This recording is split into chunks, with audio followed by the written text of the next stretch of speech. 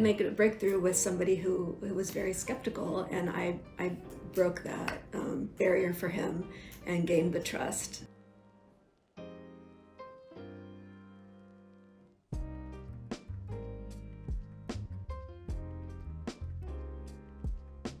Really figuring out what my buyer is looking for, to look at a bunch of different things and kind of zone in on, okay, I get you now. I get exactly what you're looking for.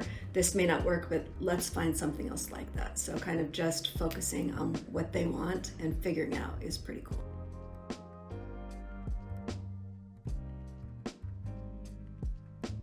I started here in Iowa City at Giovanni's when I was in college back in the 80s.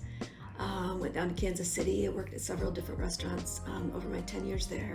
And then when I came back, I signed on at the Lynn Street Cafe and Mickey's.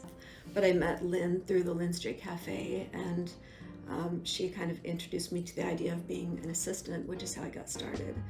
And so just as I learned more and more about it and got more into it and got to meet the people and see houses, it was something that really grew, and it's something I grew to love a lot.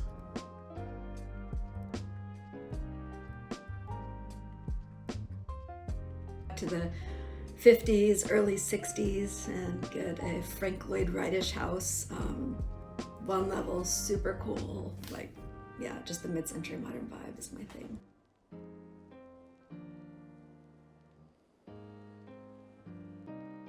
Iowa City is always growing and changing and becoming more cosmopolitan, but the base of Iowa City has always stayed the same. It's always still the Iowa City that I knew when I moved here back in 1987. You still get a flavor of that always.